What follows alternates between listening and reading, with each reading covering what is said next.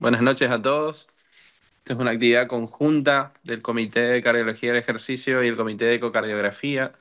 Hoy tenemos el gusto de tener a dos referentes de este tema. Son dos cardiólogos ecocardiografistas del Instituto Wolf de la ciudad de Mendoza, también centro muy importante a nivel nacional en lo que respecta a medicina del deporte. Lo tenemos al doctor José Pico y al doctor Sebastián Wolf. Como panelistas vamos a tener a la doctora Marilyn Traviesa, ecocardiografista y deportista, runner también de la ciudad de Corrientes, gran amiga mía. Y vamos a tener al doctor Esteban Sanamaso de la ciudad de Rosario, jefe del Hospital Italiano de Rosario y también ex presidente del Consejo de Cardiología del Ejercicio de la Sociedad de Rosario. Bueno, muchísimas gracias por la presentación. Realmente es un placer enorme poder estar acá en conjunto. Hoy tenemos la suerte de participar los dos comités, el comité de ECO y el comité de cardiología del ejercicio.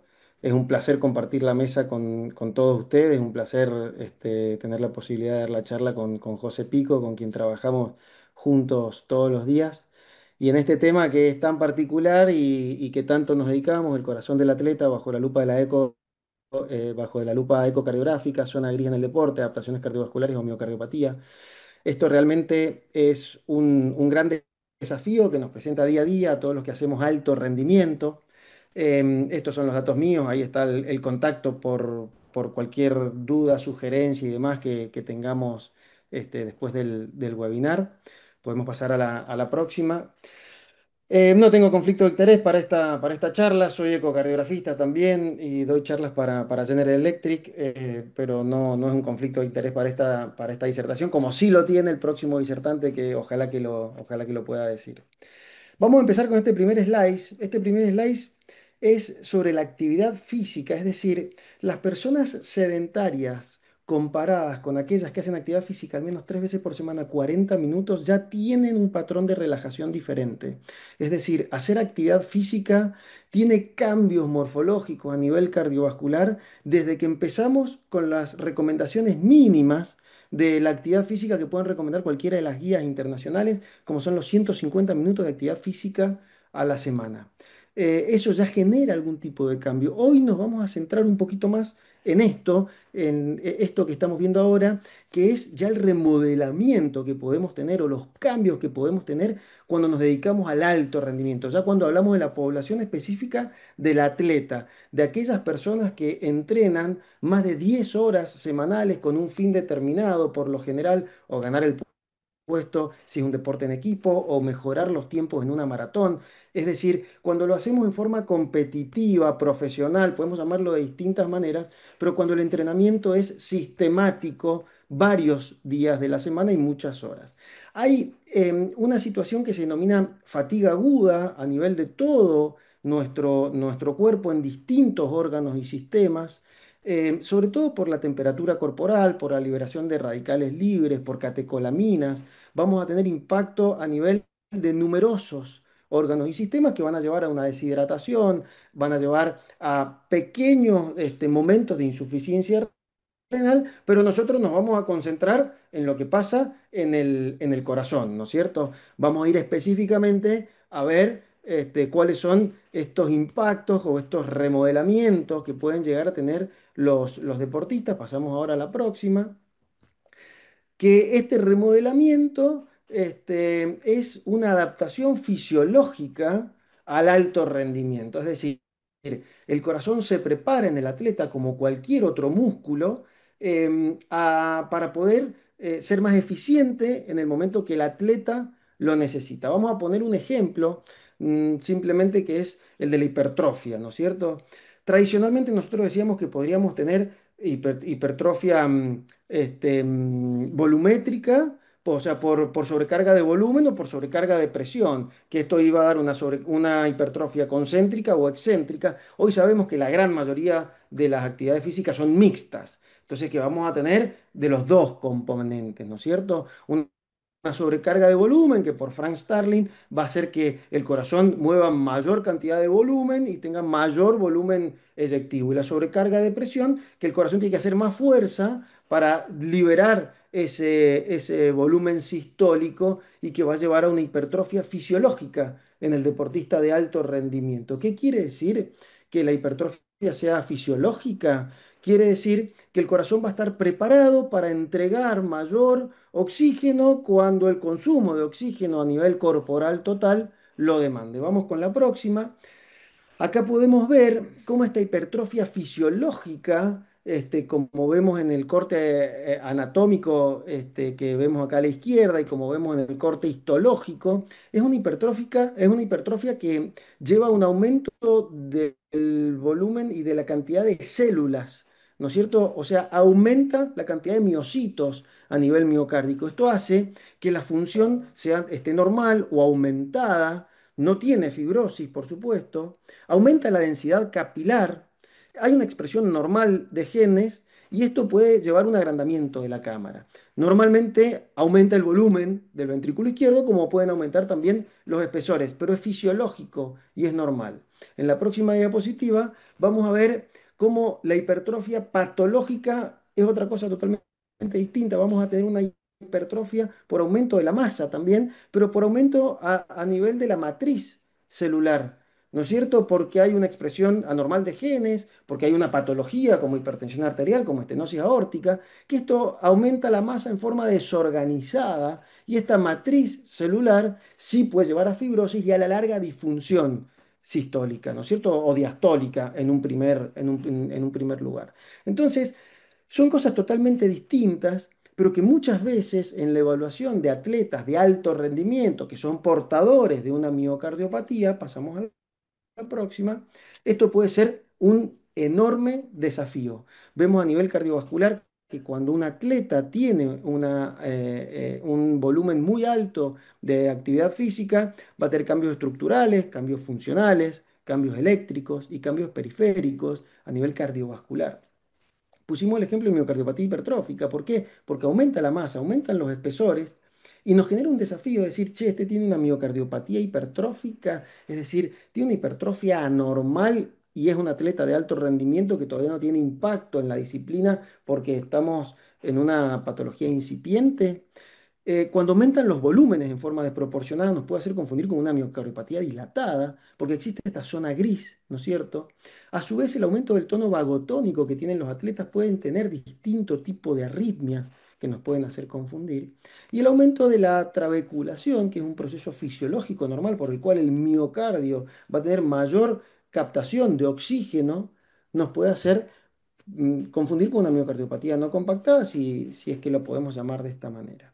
Hoy nos vamos a concentrar en la charla que va a dar José de cómo podemos hacer este diagnóstico diferencial en el atleta de alto rendimiento que muchas veces nos genera realmente un gran desafío y sobre todo cuando tenemos un atleta borderline o un atleta que tiene remodelaciones extremas a nivel cardiovascular y no sabemos si estamos frente a un paciente que hace deporte de alto rendimiento o realmente un atleta que ha remodelado en forma extrema el corazón.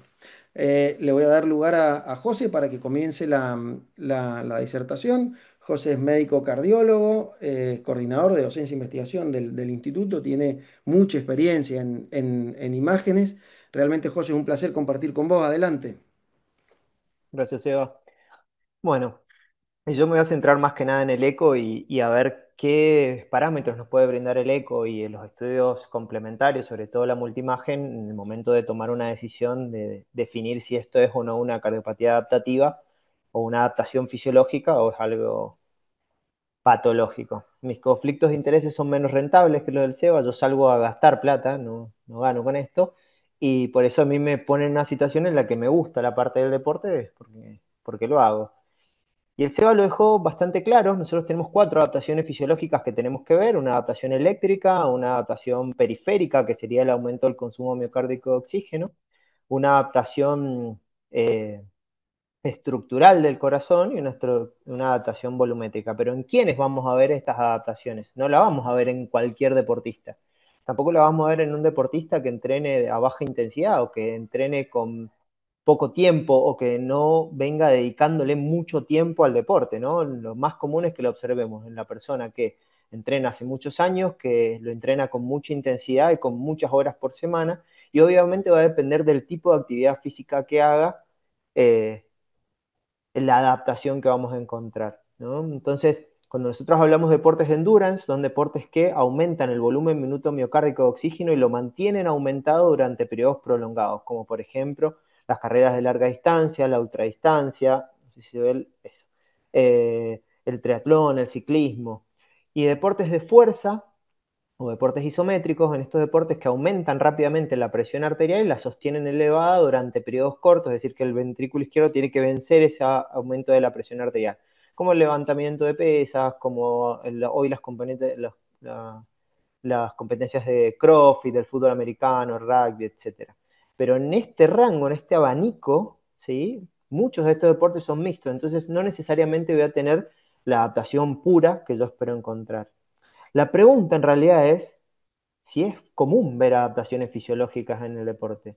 Y esto lo responde Araceli en este trabajo, Araceli Boraita, en el que evalúa a todos los deportistas de alta exigencia del Centro de Alto Rendimiento de Madrid, son todos deportistas olímpicos de distintas disciplinas, ¿no?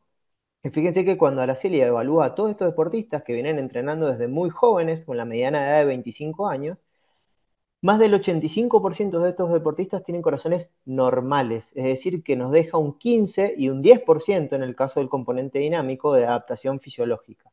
O sea que todos esos pacientes que vienen y se acuestan en mi camilla y te dicen, yo cuando era joven era deportista y me dijeron que tenía el corazón de atleta, ojo, porque la adaptación fisiológica no es tan común como nosotros creemos. Entonces tenemos que ser muy críticos con esta postura de decir, tiene un corazón de atleta, tiene esto. No es lo mismo observar una bradicardia, como lo dijo el Seba, cualquier persona que haga actividad física va a tener algún grado de adaptación, desde la relajación ventricular hasta la reducción de la frecuencia cardíaca. Hoy si yo comparo una población sedentaria contra una población activa, ni siquiera deportista, la población activa tiene de 5 a 7 latidos menos que la población general, pero eso no significa que tenga un corazón de atleta o una adaptación estructural al deporte. Entonces, ahí es cuando se plantea toda esta zona gris, que a mí me gusta hablar de 3 zonas grises, no 4, porque para mí el miocardio no compactado no es una patología, lo podemos discutir después si quieren, pero para mí el miocardio no compactado es adaptación de las otras, ¿no? Y por suerte tenemos todas estas grandes profesionales que nos han colaborado muchísimo con sus bases de datos, diciendo cuáles son las adaptaciones que yo espero encontrar según el tipo de deporte que haga y qué límites ellos consideran dentro de lo normal. Entonces, cuando nos fijamos en el ventrículo izquierdo, sabemos que el ventrículo izquierdo puede aumentar de tamaño, pero no más allá de 60 milímetros o 35 milímetros por metro cuadrado en el hombre, 40 milímetros por metro cuadrado de superficie en la mujer, que yo puedo encontrar engrosamiento parietal, pero que no es común encontrar un engrosamiento parietal más allá de 16 milímetros, teniendo en cuenta que 16 milímetros es para el deportista afroamericano y no para el deportista blanco, y no encontrar engrosamiento parietal más allá de 12 milímetros en una paciente de sexo femenino. Que podemos encontrar dilatación auricular, pero no más allá de 55 milímetros por metro cuadrado, que la fracción de eyección en reposo en un deportista de alta exigencia puede estar disminuida, pero no más allá de 45% en reposo, y teniendo en cuenta que lo ideal es encontrar un strain longitudinal global con salvedades menos de 18, una contracción tisular normal y una relajación del ventrículo izquierdo normal. El ventrículo derecho es un poquito más difícil de evaluar y rara vez encontramos adaptación del ventrículo derecho. Si yo encuentro adaptación del ventrículo derecho, esta adaptación es armónica, es decir, que yo espero encontrar adaptación del ventrículo izquierdo, de la aurícula izquierda y posteriormente del ventrículo derecho. Hay dos casos aislados donde yo puedo observar adaptación del ventrículo derecho, que son aislados irreversibles. Uno es el deportista expuesto a la altura. Hay un trabajo que se llama Dutch Expedition, que son alemanes, obviamente, o holandeses, que se los evalúa a nivel del mar y después a los 4.200 metros sobre el nivel del mar, y casi un 35, un 40% de estos deportistas tienen dilatación aislada del ventrículo derecho, probablemente relacionada a la redistribución de flujo a nivel pulmonar que les genera una sobrecarga al ventrículo derecho. Y el otro punto, o el otro deportista donde yo puedo encontrar una dilatación aislada respecto al comportamiento del ventrículo izquierdo, es la fatiga cardíaca inducida por el esfuerzo, que Seba va a terminar de cerrar eso en las últimas filminas. Como les dije, yo puedo encontrar dilatación del ventrículo derecho, y en valores absolutos, no más allá de 55 milímetros a nivel del basal del ventrículo derecho en el hombre o 44 milímetros en la mujer, siempre voy a tener una pared libre del ventrículo derecho normal, menos de 10 milímetros. una auriculada derecha que se puede dilatar, obviamente armónica, pero no más allá de 28 centímetros cuadrados, con insuficiencia tricuspidia moderada. No va a tener elevación de la presión sistólica pulmonar, no más allá de 40, teniendo en cuenta que no podemos considerar la vena cava como estimación de presión arterial, porque la vena cava en el deportista de alta exigencia suele estar aumentada de tamaño. Y obviamente va a tener una función del ventrículo derecho normal con un strain longitudinal de pared libre del ventrículo derecho normal. ¿De dónde vienen todos estos valores? Todos estos valores vienen de registros, ¿no? Entonces, cuando yo me siento en la zona gris para descartar entre un engrosamiento parietal fisiológico y un engrosamiento parietal mediado por una cardiopatía hipertrófica, tomamos estos datos. Sharma publica los dos primeros trabajos, el que está al extremo izquierdo de la pantalla y en el medio, analizando en este caso a 720 deportistas de alta exigencia comparado contra control. Las barras blancas son los deportistas, las barras negras son los deportistas, las barras blancas son los controles. Y fíjense que la media de engrosamiento parietal en los deportistas está en 9 milímetros, es decir, que por hacer deporte de alta exigencia no tengo que tener engrosamiento parietal o no espero encontrar un engrosamiento parietal más allá de 13 milímetros, excepto en los deportistas de raza afroamericana o de origen afroamericano, básicamente. Acá compara deportistas en las barras blancas caucásicos versus deportistas de raza negra, digamos, en las barras negras, perdón la redundancia, lo hizo Sharma, no lo hice yo. Y fíjense que los deportistas de raza negra, la media de engrosamiento parietal está entre 12, 13, incluso llegando a tener 16 milímetros. Esto no pasa con las mujeres. En esta serie de Domenico Corrado, con 600 mujeres evaluadas, fíjense que la media de engrosamiento parietal en las mujeres es de 8 milímetros. Y no encontramos mujeres con engrosamiento parietal más allá de 11 milímetros, exceptuando una mujer en 600. Es decir, si yo veo un septum más allá de 12 milímetros, probablemente esté, en una mujer, probablemente me esté enfrentando a una cardiopatía hipertrófica. ¿Y qué datos puedo tener yo en cuenta en el consultorio que me ayuden a mí a definir si ese engrosamiento parietal está relacionado a una cardiopatía hipertrófica o es un deportista? Si yo tengo un patrón de hipertrofia atípico, es decir, un engrosamiento de un solo segmento, un engrosamiento apical, un engrosamiento de un músculo papilar, y probablemente me esté enfrentando a una cardiopatía hipertrófica. Si yo me encuentro con un corazón que tiene un diámetro ventricular pequeño, con engrosamiento parietal, y probablemente me esté enfrentando a una cardiopatía hipertrófica. Es distinto si me encuentro un ventrículo izquierdo con aumento de tamaño. Si a esto le sumo un electrobizarro, anomalía del llenado ventricular, que ojo, no todos los deportistas o no todas las personas con cardiopatía hipertrófica lo van a tener. Si tengo una relación radio-espesor relacionado con el diámetro diastólico, que a ventrículo izquierdo chico, engrosamiento, mayor a 0,6, voy a pensar en una cardiopatía hipertrófica. Si tengo caída de la contracción tisular, voy a pensar en una cardiopatía hipertrófica. Si encuentro una dilatación armónica, con dilatación de la aurícula, del ventrículo derecho y una función conservada, probablemente piense en un deportista. Ni hablar si encuentro un movimiento anterior sistólico o un septum mayor a 2 en una mujer, voy a pensar en cardiopatía hipertrófica. Lo del post-desentrenamiento, la verdad que se pone por recomendación, pero la verdad hoy no desentrenamos a nadie con los estudios complementarios que tenemos. Es difícil desentrenar a un deportista. Obviamente, si tiene un antecedente de miocardiopatía hipertrófica, vamos a pensar en cardiopatía hipertrófica. El consumo de oxígeno es muy importante, no tanto para la hipertrófica, más para la miocardiopatía dilatada, pero es importante tener un consumo de oxígeno normal. Y si encuentro realce tardío, alteración del estrés longitudinal global o una sincronía mecánica, voy a pensar en una cardiopatía hipertrófica. Cuando me enfrento a la cardiopatía dilatada, quizá la más difícil de determinar de esto, junto con el ventrículo derecho, yo tengo un sinnúmero de deportistas, pero la verdad que observar una dilatación en un deportista va a estar muy relacionada a los deportes que tienen un mayor consumo de oxígeno. Puntualmente, no, donde más observamos una dilatación ventricular es en estos 4 deportes, sobre todo la carrera de larga distancia, el triatlón y el ciclismo de ruta, y el remo también, pero bueno, remo por ahí es una disciplina más difícil de ver en el consultorio porque son grupos un poco más cerrados. Pero como en medicina 2 más 2 no siempre es 4, le muestro a este paciente, este es un deportista de alta exigencia, jugador de fútbol profesional, 22 años, entrena de manera profesional desde los 14 años, juega de central en uno de los clubes de primera división de acá de Mendoza, eh, entrena aproximadamente entre 16 y 18 horas por semana, no tiene ningún antecedente, ningún factor de riesgo, ningún antecedente leo familiar, ¿no? Tiene un consumo miocardio de oxígeno alto, cercano a los 55 milímetros por kilogramo de peso por minuto, Pero fíjense el diámetro ventricular que tiene, 61 milímetros de diámetro ventricular para una superficie corporal de 1,7, es decir, que le da 34,89 milímetros por metro cuadrado, límite superior de lo aceptable.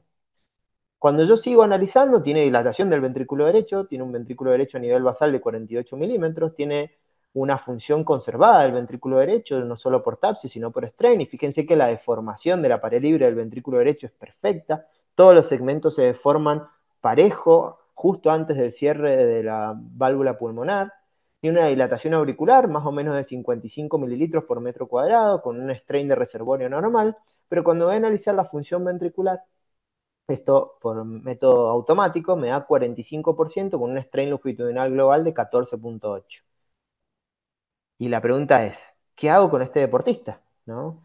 ¿Profundizo, no profundizo? ¿Qué banderas rojas tengo que tener? ¿Qué tengo que tener en cuenta? Por suerte, hay un montón de trabajos y hay mucha información que nos permite determinar cuáles son las banderas rojas que yo tengo que tener en cuenta en estos deportistas, ¿no? Y me tengo que fijar no solamente en la etnia, en el tipo de deporte que hace, en la posición en la que juega su deporte. Por ejemplo, no es lo mismo un defensor que un central, que un delantero. Me tengo que fijar en el antecedente heredofamiliar, en su consumo de oxígeno, en si tiene o no tiene fibrosis en la resonancia. Este trabajo es súper interesante, lo que hace es tomar a 35 personas con miocardiopatía dilatada que hacen al menos 4 horas de actividad física, que no han tenido nunca internación por insuficiencia cardíaca, que están asintomáticos en clase funcional 1 o 2 y que tienen ventrículo izquierdo dilatado de origen genético, media de 58 milímetros, con una fracción de eyección por debajo de 55%. Lo compara contra 25 deportistas sin antecedentes de miocardiopatía dilatada, pero que tienen una dilatación ventricular más allá de 58 milímetros con fracción de eyección por debajo de 55%, y 25 deportistas que entrenan la misma cantidad de horas, pero que no tienen dilatación ventricular. Les mide NT-proBNP, le hace electro, Holter, ecocardiograma de esfuerzo, y resonancia, ¿no? Y cuando yo analizo esto, ¿qué observamos? Que los deportistas, ¿sí?, en general, tienen NT-proBNP normal, tienen cambios eléctricos relacionados al deporte, sobre todo bradicardia, no tienen arritmia en el Holter. Cuando yo le hago el eco de esfuerzo, tienen un delta aumento de la fracción de eyección mayor al 11% o llegan a un pico de fracción de eyección de 63% y obviamente en la resonancia no tienen nada. Cuando analizo la cardiopatía dilatada, el NT-proBNP es más alto, en el electro me puedo encontrar rama izquierda, extrasístoles, alteraciones del ST, puedo tener extrasístole ventricular en el Holter, el eco no se comporta aumentando la fracción de eyección y puede encontrar la presencia de gadolinio tardío a nivel de la resonancia, ¿no? Resumido en una sola slide, esto está tomado del libro de imágenes en cardiología que escribimos para SIAC. Fíjense que el punto que considera, en este caso, Sabrina Gatti, que es la que escribió el capítulo, es no aumentar la fracción de eyección del ecoestrés como un factor predisponente, tener un strain reducido, aunque esto lo voy a discutir en la próxima filmina, ¿no? Y sobre todo, no aumentar la fracción de eyección más allá del 63% en el esfuerzo. Si yo me fijo en todo esto, si yo tengo al menos 2 o 3 de estas definiciones, yo tengo una sensibilidad del 83% sin agregar la resonancia. Y cuando agrego la resonancia, tengo una sensibilidad de casi el 94% para determinar que esto es una adaptación fisiológica al deporte. ¿Por qué les dije que discutía el strain? Porque en este trabajo, la media de strain del deportista sin dilatación ventricular es 17 más menos 1,9. La media de strain del deportista con dilatación ventricular es 16 más menos 2,3. Y la media de strain de la persona con miocardiopatía dilatada es 13 más menos 1,6. Es decir que en el caso del deportista que yo les mostré, que tenía 14,8, es 16 más menos 2, estaría dentro de los parámetros aceptables porque tiene un ecoestrés normal, porque tiene una resonancia normal, porque tiene un electro normal, no tiene arritmias en el Holter. Entonces yo a este deportista no lo tengo que interpretar como una cardiopatía dilatada, sino como una adaptación fisiológica y seguirlo en el tiempo. Lo parte más difícil para nosotros, por lo menos para mí, en la evaluación del deportista es el ventrículo derecho. Porque el ventrículo derecho es difícil de evaluar con el eco, porque el ventrículo derecho rara vez lo encontrás dilatado, y cuando lo encontrás dilatado tenés que buscar muchas opciones, ¿no? Cuando yo analizo el ventrículo derecho, tengo que fijarme no solo los valores absolutos, sino el tamaño indexado. Los hombres tienen valores absolutos un poco mayores, pero cuando los analizo por valores indexados es mayor en la mujer. Voy a tener una remodelación fisiológica del ventrículo derecho cuando yo observo una dilatación armónica, que encuentro dilatación del ventrículo izquierdo, de la aurícula derecha y del ventrículo derecho, pero también puedo encontrar un remodelado extremo en algunos deportistas puntuales, sobre todo, que tengan algún grado de predisposición. Lo malo de encontrar dilatación del ventrículo derecho o encontrar adaptaciones por ahí extremas en el ventrículo derecho es que de un tiempo a esta parte ha aparecido una patología o empezamos a ver arritmia ventricular en los deportistas, un término que sobre todo André Lagerge lo ha propuesto como displasia ritmogénica del deportista, no porque tenga las alteraciones dismosómicas que tiene la displasia ritmogénica, sino porque se comporta esta arritmia similar a una displasia ritmogénica, es decir, con extrasístoles ventriculares muy frecuentes del tracto de salida que en algún punto pueden desarrollar una taquicardia ventricular. ¿Cómo puedo analizar yo a este deportista en mi consultorio con las herramientas que tengo? Si yo me encuentro un ventrículo derecho dilatado, pero que tiene un strain longitudinal de pared libre normal, con una deformación sincrónica, que llega a su pico de deformación o su strain rate a nivel del cierre de la válvula pulmonar, tiene bradicardia sinusal, no tiene extrasístoles ventriculares, o tiene muy pocas extrasístoles ventriculares de potenciales tardíos, este deportista es de bajo riesgo, tiene muy bajas chances de tener eventos. Ahora, si yo este deportista tiene dilatación ventricular, ya su deformación ventricular, su deformación de pared libre del ventrículo derecho es asincrónica o me encuentro eh, con anomalía a nivel de las paredes de la deformación y tiene anormalidad, si tiene un electro anormal o tiene extrasístoles ventriculares y este ya tiene riesgo moderado, probablemente me convenga progresar con una resonancia magnética buscando fibrosis con una sensibilidad del 70%, si no es muy buena, pero lo pone en riesgo intermedio.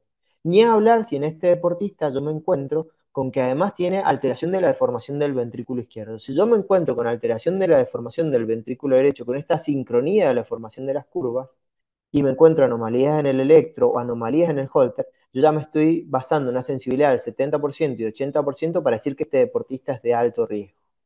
Sobre todo si yo me encuentro realce tardío en la resonancia. ¿No? Si yo me encuentro realce tardío en la resonancia, sobre todo en el nivel de entesis, donde se une la pared libre del ventrículo derecho con el septum interventricular, ahí me estoy probablemente enfrentando a algún tipo de miocardiopatía o alguna remodelación anómala de este ventrículo o extrema de este ventrículo derecho o parte del ventrículo izquierdo que le aumenta el riesgo a este deportista. Seba, te dejo a vos. Bueno, para enganchar un poquito con lo que venía hablando José, es muy importante la evaluación, sobre todo en deportistas de tan alto rendimiento, deportistas de endurance, que sabemos que el impacto que va a tener a nivel cardiovascular es muy importante. Desde hace varios años nosotros venimos siguiendo una línea de investigación sobre fatiga cardíaca aguda del año 2019. Este probablemente fue el primer trabajo que publicamos. Y nosotros evaluamos a los atletas de alto rendimiento. Nosotros vivimos en Mendoza, entonces tenemos muchas carreras de ultramaratón de montaña con desniveles muy importantes, más de 2000, 2200 metros. Por supuesto, todas de ultra, más de 55 kilómetros. Puntualmente evaluamos dos carreras, una de 55 y una de 70. Y evaluamos a los deportistas una semana antes de hacer la competencia. Y en el post esfuerzo inmediato, al lado de la línea de llegada, hacíamos toda la evaluación cardiovascular, inclusive el ecocardiograma, todo el laboratorio de eco. Y vemos el impacto que tiene a nivel cardiovascular este alto rendimiento, porque podemos observar una caída importante, significativa estadísticamente, de la fracción de eyección y de todos los parámetros de la función sistólica, tanto del ventrículo izquierdo como del ventrículo derecho. Es decir, un deportista de estos puede tener una fracción de eyección de 60% con un strain longitudinal global totalmente conservado y en el post-esfuerzo inmediato ver valores de fracción de eyección de hasta 40-42% de la misma persona justo el día después o 3 días después, evaluándolo en el post-esfuerzo inmediato. Se dilatan las cavidades derechas y todo esto lo acompaña a su alteración denominada fatiga cardíaca aguda, es decir, el impacto que tiene en el corazón este alto rendimiento. Vamos con la próxima. Fuimos a buscar posteriormente a este trabajo cuáles podrían ser los determinantes, es decir, qué persona tiene más fatiga que otra persona. Y acá buscamos más de 19 parámetros distintos. em, Evaluamos la cantidad de años de entrenamiento, la cantidad de horas de entrenamiento, el puesto de llegada de la maratón, si los que llegaban primeros tenían menos o más fatiga que los que llegaban después. Con los relojes Garmin hicimos una evaluación exhaustiva sobre el tiempo, la zona de carrera, de frecuencia cardíaca de carrera. Evaluamos el consumo de oxígeno con estos aparatitos para ver si todo esto estaba relacionado a tener más o menos fatiga cardíaca, y encontramos que las mujeres tenían mucho menos fatiga cardíaca aguda que los hombres como el factor más importante. Y el segundo factor importante fue la edad del deportista, que nos podía predecir quiénes iban a tener más fatiga cardíaca que los otros deportistas. Vamos con la próxima. Entonces fuimos a evaluar específicamente a las mujeres. Este es el último trabajo que presentamos el año pasado en ACC, donde evaluamos solamente mujeres de ultramaratón, porque claro, las mujeres tenían mucho menos fatiga cardíaca aguda que los hombres. Entonces vimos que si bien tenían menos fatiga, tienen fatiga cardíaca y tienen un impacto cardiovascular importante, sobre todo cuando lo evaluamos. Acá vemos el gráfico araña, que a mí me encanta este gráfico araña porque es bastante esquemático, donde vemos que todas las técnicas avanzadas de formación, tanto del ventrículo izquierdo, del ventrículo derecho, que es el que más impacto tiene, como de la aurícula, evaluadas por Strain, por técnicas de speckle tracking, son los parámetros más significativos. El parámetro que más significativo nos dio es el trabajo miocárdico. Si haces dos clics, José, lo vamos a ver, uno más. Ahí vemos como la caída del trabajo miocárdico en el post-esfuerzo inmediato. Entonces, realmente las mujeres tienen menos fatiga que los hombres, pero también tienen fatiga. Todo lo que estamos hablando es justamente relacionado a esto, es decir, cuando nosotros hacemos una evaluación precompetitiva, si pasamos a la próxima, José, este, perdón, pensé que era que era la otra diapo. Cuando nosotros hacemos una evaluación precompetitiva en un atleta que va a hacer alto rendimiento, que va a ir a correr una ultramaratón de montaña, que es un deportista profesional, jugador de fútbol, de hockey, de rugby, etcétera, sabemos que va a estar sometido a grandes cargas de estrés y va a tener todo este impacto que nosotros podemos evaluar. Creo que esto es lo más importante de reconocer la fatiga cardíaca aguda, porque tenemos que ser capaces de tenerlo en la cabeza cuando hacemos la evaluación previa del deportista, que tienen que ser personas, tienen que ser corazones que estén en condiciones de recibir este impacto, porque si no, este gran impacto sumado a la deshidratación, al desbalance hidroelectrolítico y demás, puede ser el gatillo de eventos cardiovasculares mayores. Y acá es donde nosotros tenemos que tener en cuenta toda la evaluación previa, y tenemos que tener en cuenta si el deporte realmente puede ser perjudicial por servir como gatillo para un evento cardíaco, o puede empeorar su patología de base. Creo que como conclusión de la charla que estamos dando con José, tenemos que tener en cuenta dos cosas. Una, el deporte es salud, la actividad física es salud. El factor de riesgo más importante en toda la población de Latinoamérica, de Argentina, sin lugar a duda, es el sedentarismo, y no podemos ser una traba para que la población general salga del sedentarismo, y es ahí donde tenemos que hacer un hincapié muy importante todos los que nos dedicamos a la medicina del deporte para estimular la actividad física, aprender a prescribir actividad física, qué tipo de deporte, qué tipo de actividad requiere cada uno de los pacientes que tenemos en el consultorio, más si tiene algún tipo de patología o algún tipo de condición anormal. ¿Por qué? Porque el deporte tiene todo esto, la actividad física, sobre todo moderada, tiene innumerables beneficios a nivel cardiovascular. Previene más de 14 tipos distintos de cáncer. A nivel musculoesquelético, en el adulto mayor previene las caídas, la incidencia de demencia. Entonces es acá donde tenemos que poder reconocer a todo esto, y por qué es tan importante que esto sea evaluado por personas que conozcan a la población deportista, porque estamos frente a una población que es distinto a la población normal. Y es donde tenemos que ser permisivos. ¿Para qué? Para no frenar a alguien que no se merece ser frenado. El deportista, cuando viene a nuestro consultorio, no nos está preguntando si a nosotros nos parece bien el deporte que él hace. Jugar al fútbol profesional no lo hace para normalizar un colesterol, mejorar los niveles de glucemia. No, tiene otros motivos, al igual que todo el deporte de alto rendimiento. Entonces es ahí donde tenemos que nosotros entender como médicos del deporte cuál es la necesidad de ese paciente y cómo nosotros podemos acompañarlo para desarrollar mejor y más eficiente su disciplina. Creo que esta es la última diapositiva. Una vez más, muchísimas gracias por la invitación. Ha sido un placer enorme poder compartir esta mesa con José y con todos los panelistas. Hace muy poquito tuvimos el Congreso Argentino de Cardiología, y lo digo porque está el doctor Gustavo Sarabia en la mesa que tocó todos estos temas, un experto de Perú, que nos acompaña, donde también hizo mucho hincapié el doctor sobre la importancia que tiene la evaluación genética de las distintas patologías. Creo que con esto terminamos la charla y abrimos la ronda de discusión, de preguntas. Acá estamos.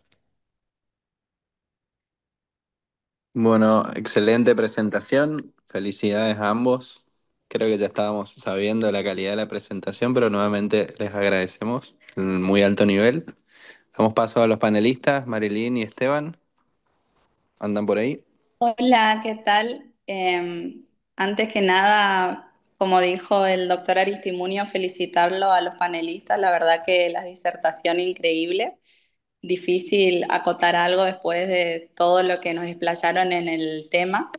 Me gustaría hablar y mencionar con respecto a la evaluación precompetitiva en los atletas jóvenes, sobre todo la importancia, si bien no está indicado realizarlo en todo, pero de incluir un ecocardiograma guiado para buscar sobre todo anomalías coronarias, hipertrofia, como fueron mencionando. Es un estudio que sabemos que es relativamente económico y que va a ayudar a muchos pacientes. Eso con respecto a los deportistas jóvenes.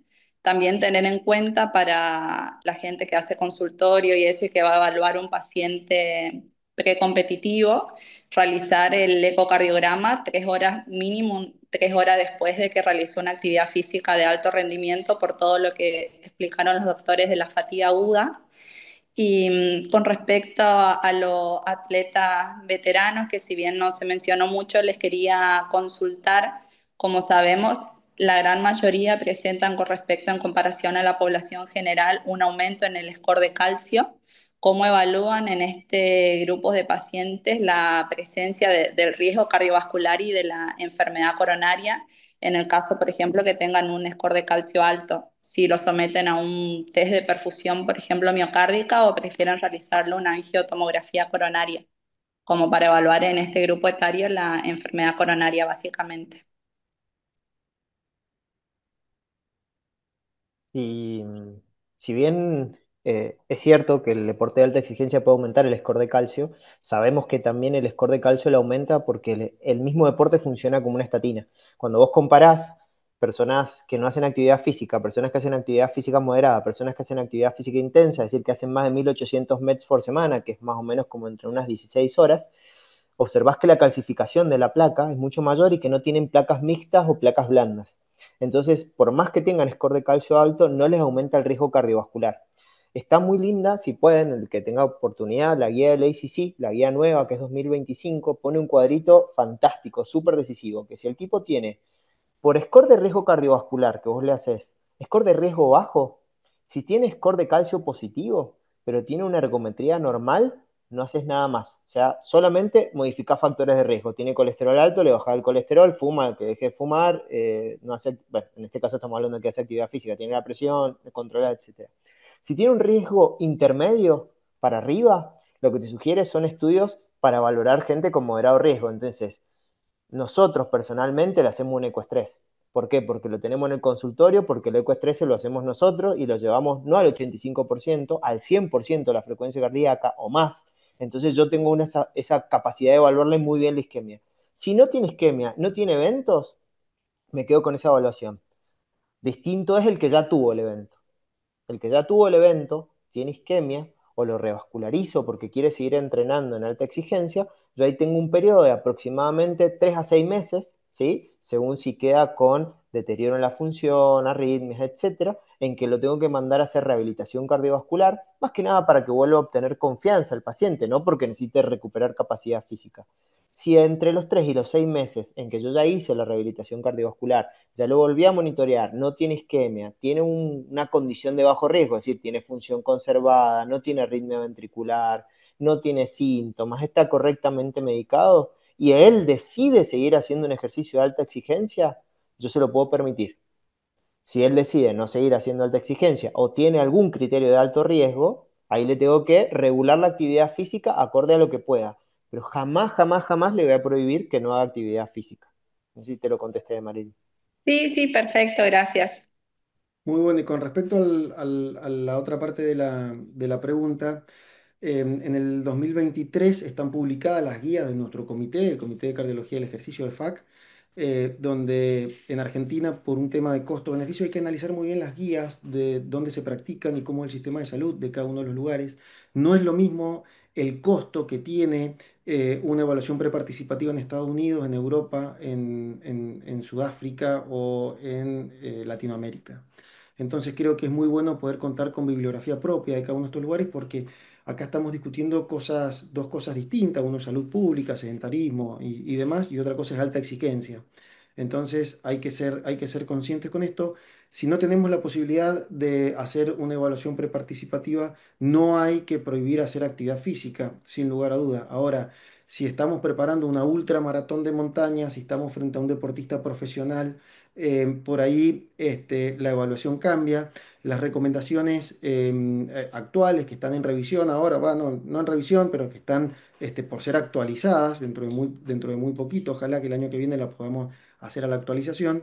En Argentina hacemos un electrocardiograma todos los años a todas las personas para hacer la evaluación preparticipativa, además de lo más importante que es la entrevista formal con el deportólogo. La entrevista formal con el deportólogo es una anamnesis donde nosotros vamos a interrogar cualquier tipo de síntoma que tenga el paciente, antecedentes personales, antecedentes familiares, y después en el examen físico vamos a ir a buscar algún signo que nos oriente hacia alguna patología.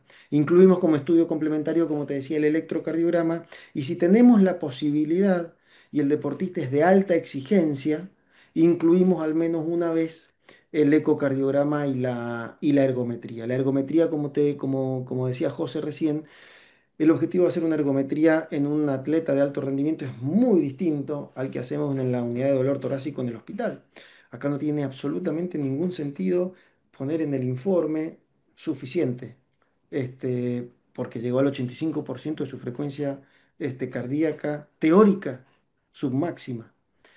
Porque acá lo que buscamos cuando hacemos una ergometría en el atleta es si podemos desenmascarar arritmias graves. ¿Y cuándo? Los últimos 30 segundos. Los últimos 30 segundos de la prueba de esfuerzo, justo antes de que el deportista se agote, antes de que se desmaye.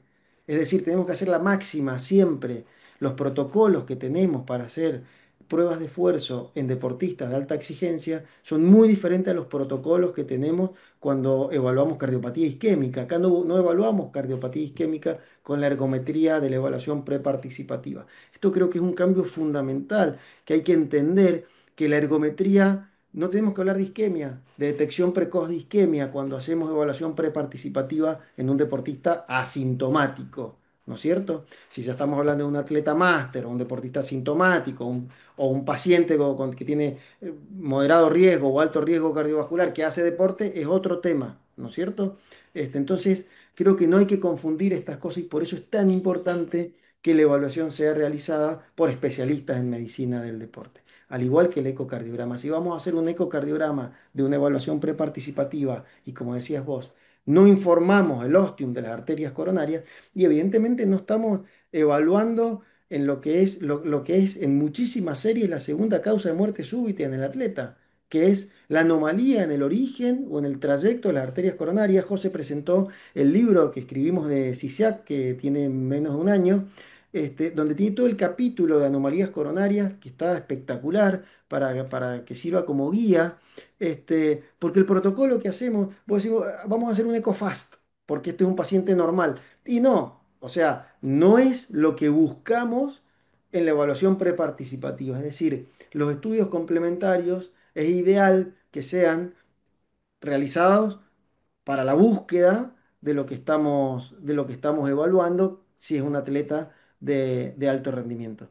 Acá las recomendaciones de la Federación Argentina de Cardiología incluyen estos estudios complementarios si están disponibles, si el paciente tiene la posibilidad de hacerlos aunque sea una vez.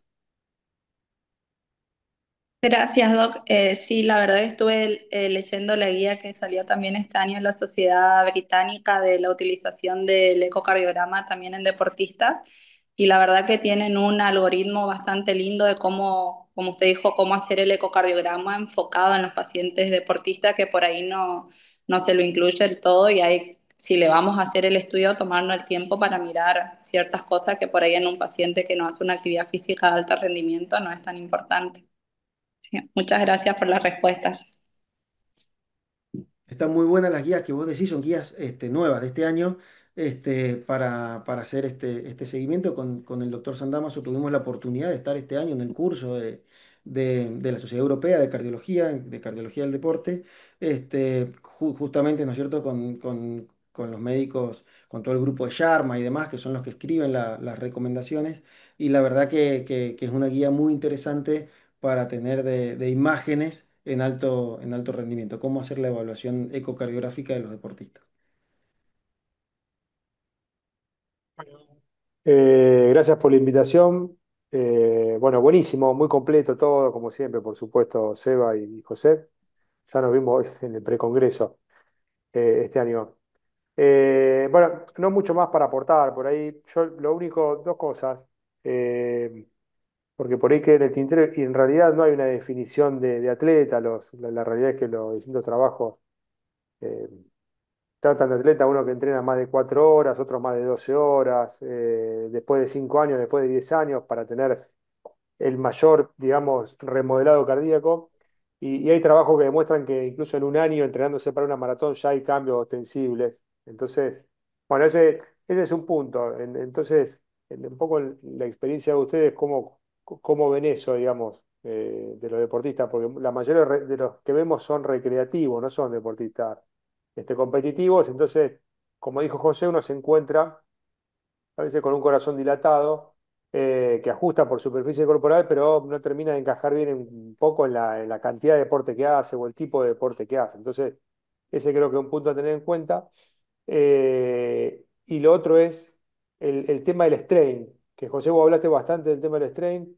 ¿En qué momento se usa? Porque parece ser como una herramienta muy valiosa, pero ¿en qué circunstancia? Porque no sé si en cada eco que uno hace uno pone el strain en ausencia de otros datos que sugieran patología. No sé si me explico. O sea, si tiene un eco normal, digamos, y uno hace un strain, bueno, y creo que también hay que saber hacerlo. Creo que como decíamos recién, hay que saber evaluar el deportista y por ahí el strain queda como un valor fabuloso, pero en ausencia de todo lo otro, yo realmente no sé, ahí me queda un poco la duda. Bueno, esas dos preguntas como para ver. Ah, respecto a lo de deportista, atleta, etcétera, la verdad que también estamos todos con la misma duda, pero nosotros evaluamos un 90, del 100% de los deportistas que evaluás, el núcleo de alta exigencia es así de chiquito, es 5%. El 95% hace un deporte de índole recreativo. Pero ¿qué pasa? Dentro de ese 95% hay un pool de estos que hace algo recreativo que no lo hace con afán recreativo.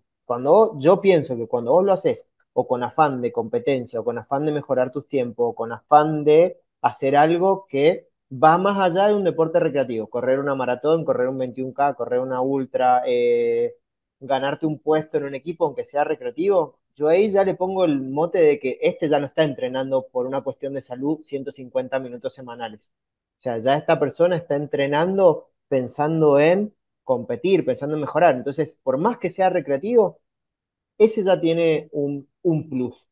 O sea, ese, y qué sé yo, a mí lo veo, no sé, un abogado que viene, justo hoy, me acuerdo, abogado, trabaja 8 horas por semana, pero está preparando 130 kilómetros para noviembre y entrena 16 horas por semana. Y por más que lo haga recreativamente, por más que su profesión sea otra cosa, por más que está entrenando 16 horas por semana, ese ya no lo hace recreativamente. Recreativo el que va 2 veces por semana funcional 45 minutos.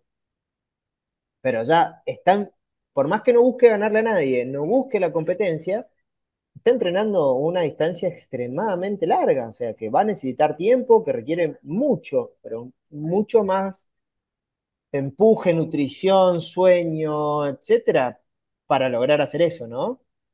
Y respecto al strain, yo la verdad que lo uso un montón. Lo tengo, no es que se lo hago al 100% de los deportistas, pero la verdad que teniendo la facilidad de hacerlo por AFI, que te toma 3 segundos, que incluso el viewpoint te lo hace automático, es solo apretar AFI y seleccionar la imagen y te lo hace automático. La verdad que yo lo uso un montón.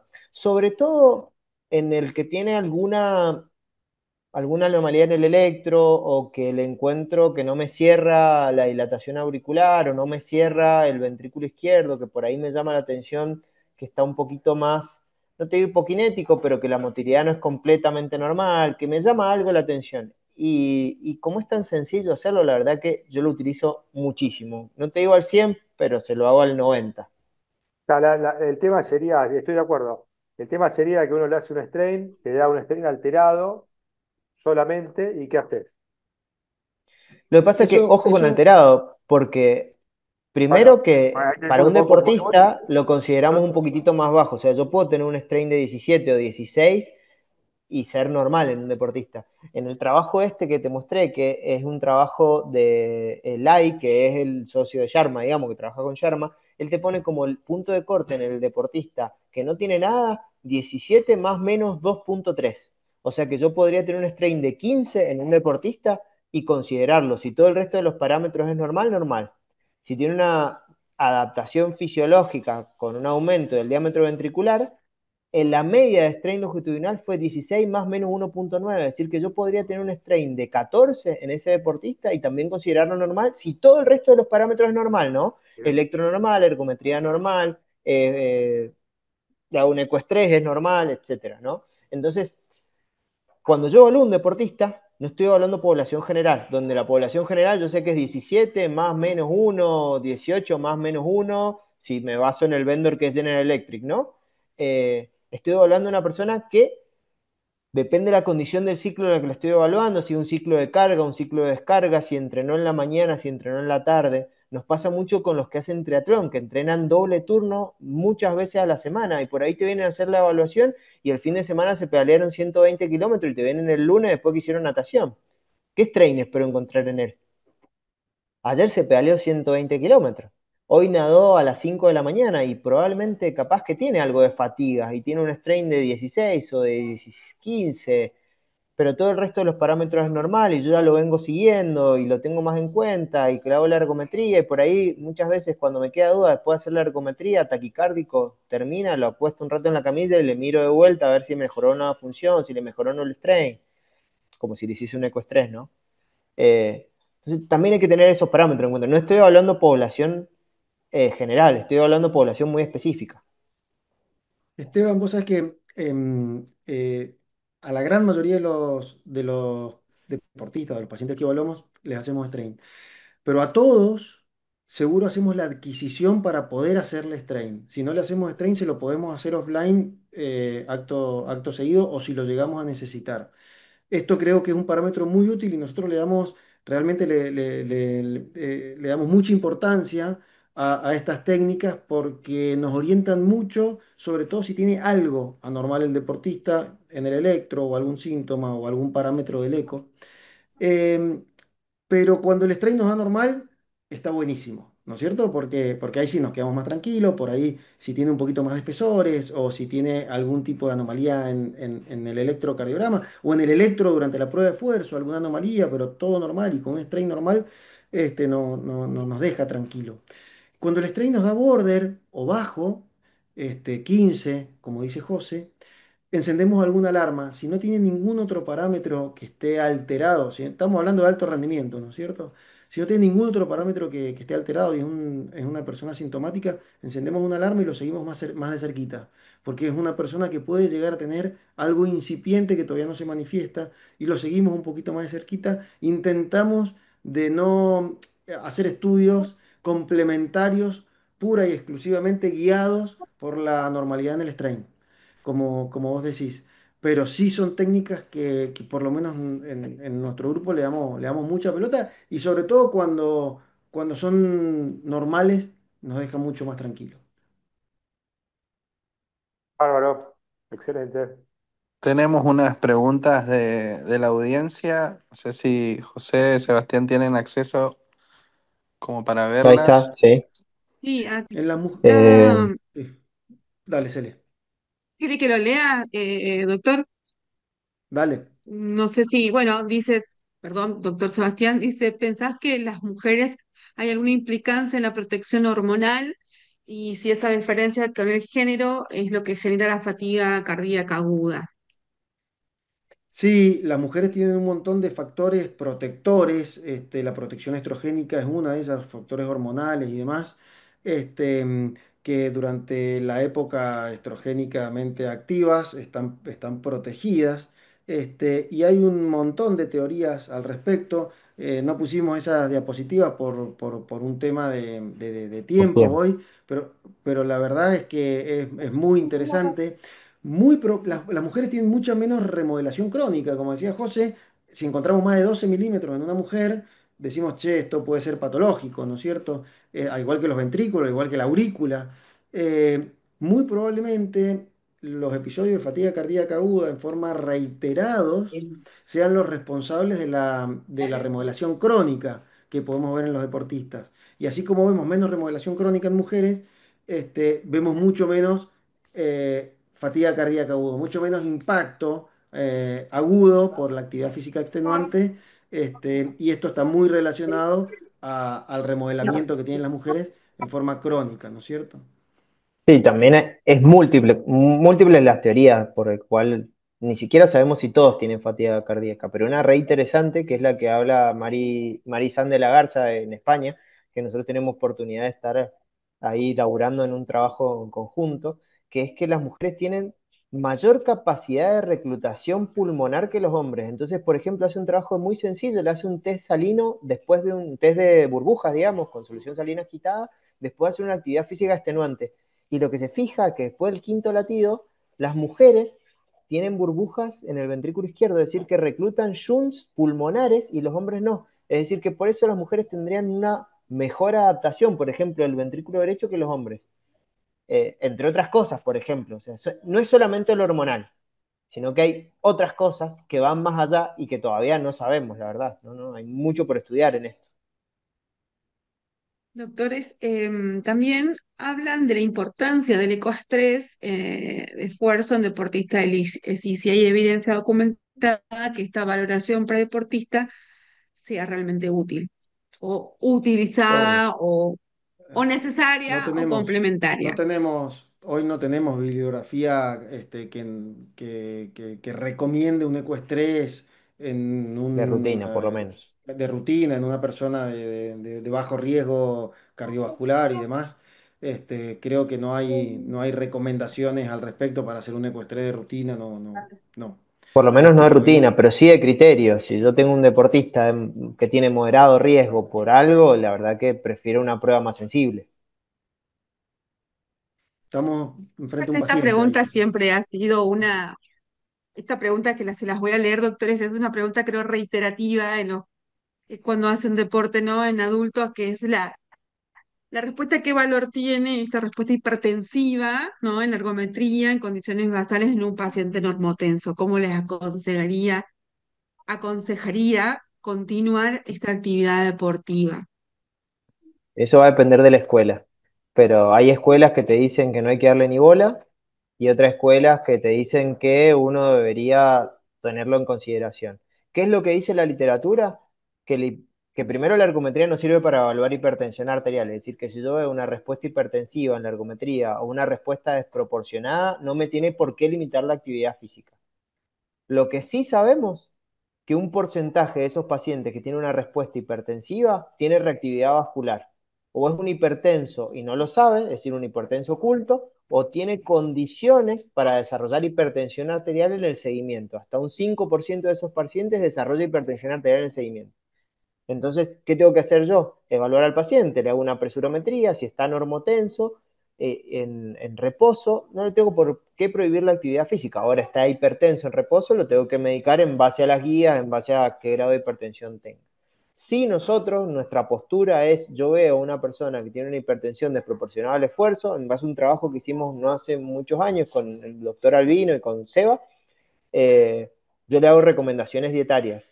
O sea, le modifico la dieta, le recomiendo hacer una dieta tipo DASH, le bajo el sodio, le aumento el potasio, le regulo la concentración de solutos que consume, porque lo que vemos después cuando vos le regulás la dieta es que le repetís la ergometría y no están hipertensos.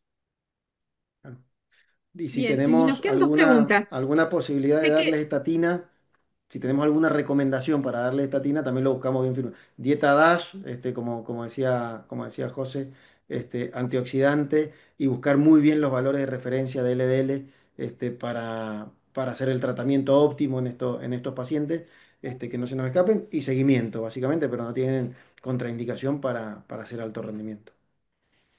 Sé que estamos medio pasaditos de tiempo, pero hay dos preguntas. Una las voy a leer tal cual está. Dice, bueno, se ve que las conoce porque dijo, hola chicos, ¿tienen algún estudio o dato que evalúen la cantidad de maratones o ultramaratones que puedan realizar un deportista anualmente que sea saludable? Si existe alguna evidencia de una cantidad que sea más riesgo. Voy yo, voy yo que no tengo conflicto de interés acá. Este, ¿Cuántos kilómetros por semana corres, José? ¿Vos? Depende, 100, 80, depende de lo que esté preparando. Ahora estoy Claro, bueno, entre yo 80 no y estoy 100. bueno, yo no estoy con conflicto de interés. Mira, Nati, la verdad que no existe una recomendación, se han hecho varios estudios al respecto. Tenemos pacientes que corren maratones mensuales, te diría, ¿no es cierto? Porque cada fondo es una maratón. Y no tienen más eventos y no hay un motivo para frenarlos realmente. Yo sacaría la palabra saludable, no corres ni una maratón porque es saludable, como decía José, vos corres una maratón por un montón de otros motivos, no para que sea saludable. O sea, alto rendimiento en casi ninguna de las disciplinas lo podemos vincular con la palabra saludable como objetivo, por lo menos, ¿no es cierto? Pero no hay una restricción del volumen, de la cantidad en personas aptas, en personas que están en condiciones de hacer ese tipo de actividad física. Hay que evaluar todo lo que estuvimos hablando, ¿no es cierto? Que no esté en riesgo esa persona. Si no encontramos ningún riesgo para que esa persona haga alto rendimiento, lo acompañamos, lo seguimos. Si es muy alto rendimiento, lo seguimos un poquito más de cerca. Intentamos de optimizar. Tenemos un consultorio que se llama prevención de lesiones también, donde además de hacer un consumo de oxígeno para optimizar el tipo de entrenamiento, para ver cómo tiene que entrenarse durante la semana, cómo tiene que hacer su actividad física.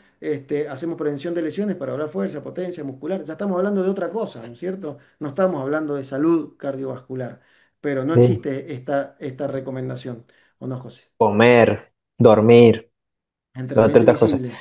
Entrenamiento invisible. Yo me paré en el ACC, en la presentación de la guía, y le hice la misma pregunta a Kim, que es el que escribe la guía, en un inglés muy burdo como el mío, y me contestó que no tenía idea. Así.